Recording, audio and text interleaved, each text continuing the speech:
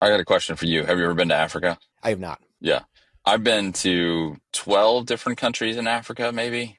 Wow. And when we talk about the poverty line, it kind of makes me chuckle because I go to Africa and I've been there, like I said, a bunch of times, and I've seen people living in basically tin cans, where they're sleeping, they're pissing, Hmm. they're doing their daily deeds in a three-sided, aluminum, no shower, no nothing. And we sit here in the United States and we said, this is terrible that people have snap money to go and buy whatever they want. We're the only country on the planet that the poor have iPhones and Jordans. I mean, I think we need to rethink what poverty actually means. Everybody in this country, if you are making less than something like 40 or $50,000, has access to health care.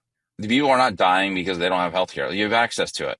There's actually a Hmm. federal law. If you go into the hospital, you don't have health insurance, they have to take care of you. So there's this nonsense about people dying because they don't have health care. It's absolutely ridiculous and stupid. Hmm. Like, it's just not true. And so I think that we need to reorient our lives to kind of understand, like, what is poverty? I mean, we live in the richest country in the planet, and we have people who say they're in poverty driving Lexuses and wearing Air Jordans. And I'm sorry, that's just not poverty. Like, if you've ever seen poverty, that's not it. That's not poverty. Everyone has the ability to go to a school free of charge if you're paying your taxes, I guess. I mean, I bet, pretty much everybody in this country has access to public education. Everybody in this country has access to healthcare. That's not poverty. Like, that's rich. Our poor people in the United States are rich in 90% of the other countries across the world. And so, I think we've got this idea where we all have to live in the 5,000 square foot house and drive the $100,000 cars. And if we don't do that, then we're impoverished. And what I would say is, if you have air conditioning at night when it's 100 degrees outside, you are not poor. Like, sorry, like, you're not. And so I think we have to readjust our view on this, because I think that this is hogwash, the fact that you have to make $140,000 to be considered poor. It's just not the case. I mean, I think his analysis, and I have to go back and look at it. I think he was saying that to be poor, you need to be able to own a house. I was like, since when?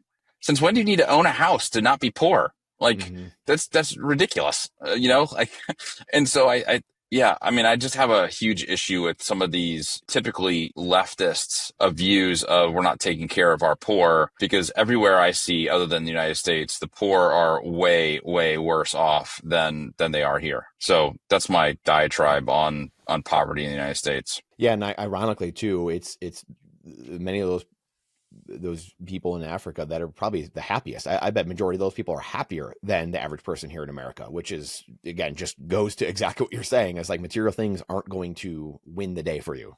Sorry to break it to you.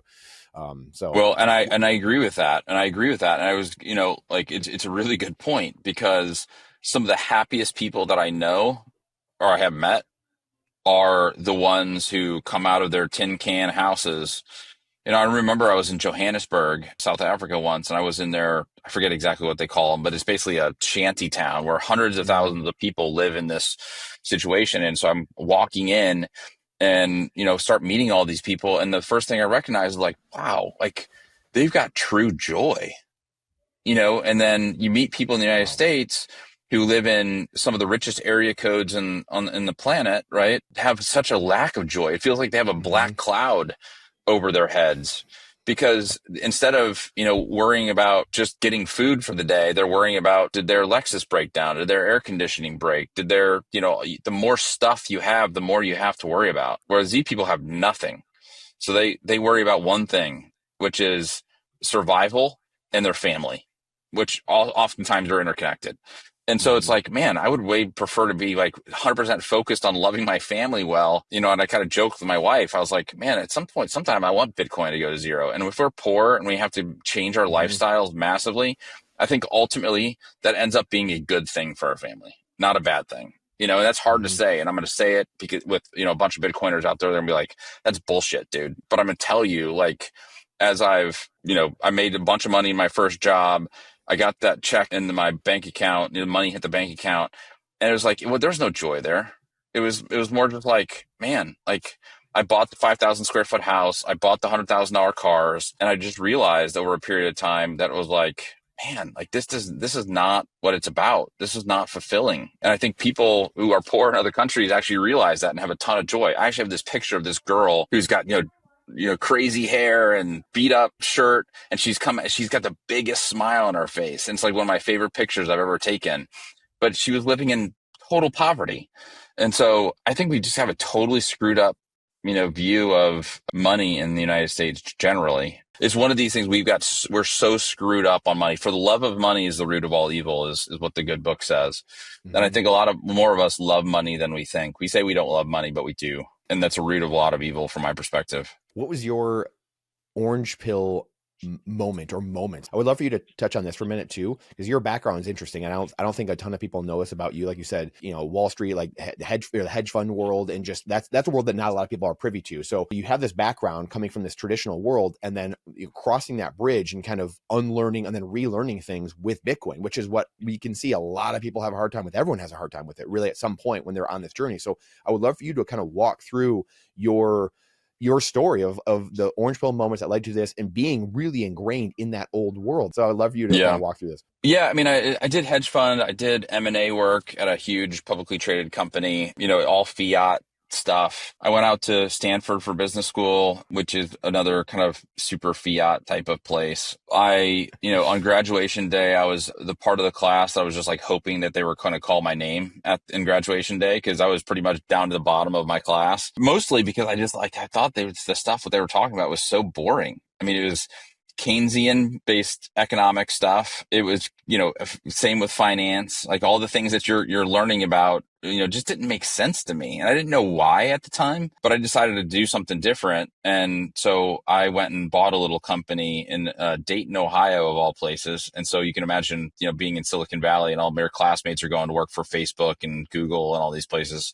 Then I go and buy a little company in Dayton, Ohio. But fortunately, it went great. Ran that company for almost a decade and sold it. And, everybody did well in the deal. And so moved to Austin because I couldn't take Dayton, Ohio anymore. No offense to Dayton, Ohio people, but it was negative 12 degrees the day I sold my company.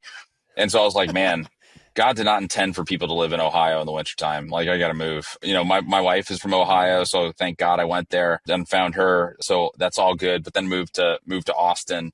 And yeah, and so it was at that point where I kind of had this just revelation that the things that I was living for in the world was not what was fulfilling me. And a couple of things happened. One, my wife and I had just got married, and she got pregnant and had our first daughter, who passed away 10 hours after she was born. And that really gives you a different sense of like priorities, and, we went through hell for 2 years just trying to keep our marriage together because, shocking to me as a stupid guy, like men and women mourn differently. And I wasn't very good at the way that she mourned the loss of our daughter. And so I was an idiot.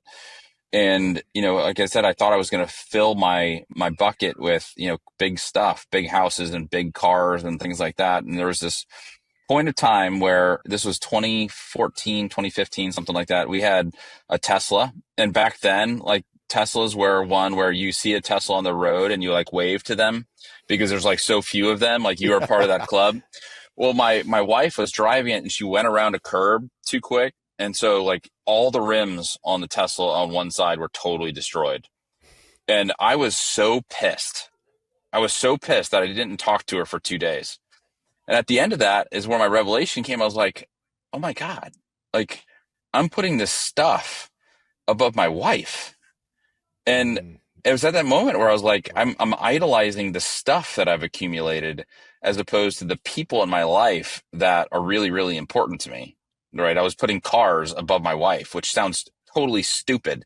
And it was, but I needed something like that to reveal to me that I was idolizing something that didn't matter. And so we actually sold our cars, sold our house. I drive a, almost 10-year-old Tahoe, as does my wife, a big used car. We got a smaller house. Like we totally downsized, and I was like, man, we've never been happier. With there's less stuff has made us happier. And in that process, I didn't have health insurance anymore because I didn't work for the company. I was, I couldn't take the private equity thing, so I quit, and I, and did that. And I kind of joked it worked until I had to use it. My little one, who was 1 at the time, was having recurring ear infections. And so we went to the doctor. He's like, she's got a hole in her eardrum and no big deal. We can fix it. So I did everything right. I went in network. I had an Obamacare plan. And so I thought it was good. And so I got the bill and it was $8,000 for 15 minutes. I'm like, what? $8,000 for 15 minutes? This is stupid. And then I got a note from my insurance company that said it was medically unnecessary. And so they weren't going to pay for it. And it kind of, that was the light that went on that was like, wow, this is another thing in this world that I thought was valid. Like health insurance, we're all like told, like as many of us are with the US dollar, the monetary system, this is valid. This is secure. You don't have to worry about this. And I had to stroke an $8,000 check to get this procedure paid for. And it was like, holy crap. And then I had this kind of soulful moment where I was like, let's go do something that has impact. Instead of trying to like make as much money as possible, let's do something that has impact. And even the Bitcoin stuff that I talked about, it's less about how much Bitcoin is at the end of the day and more like, I want my kids and my grandkids to have a Bitcoin standard so that they actually have money that they can rely upon. And I think that's kind of a big deal, that you can rely upon what's in your bank instead of being Venezuela or Zimbabwe or something like that, where you have no idea what your money's going to be worth tomorrow. Like I just feel like that's really important. And so I came on this mission of starting this company to like change healthcare. And that's ultimately what we're doing with Crowd Health is we've been inspired by Bitcoin to do a decentralized way of doing this. And along the way, I met Jimmy Song. Everybody knows Jimmy. Mm-hmm. He lives in Austin. He's a friend of mine. And he was the one that orange pilled me. He's like, man, he was the one that I sat down at what is that steakhouse in Austin, and of course it was lunch, and he had a steak because that's what he eats. Yeah. And he orange pilled me over that lunch, and it just made total sense to me. And I was like, I want to build a healthcare system that looks as much like Bitcoin as possible. And it's going to take a little bit, but I think we've built the foundation for something that can be healthcare on a Bitcoin standard. If you like that clip, then you definitely got to check out this next spicy clip. I think you're really going to like it. Come on, check it out. But if you want the full version, the full interview, then check that out over here. Come on, do it. See you in there.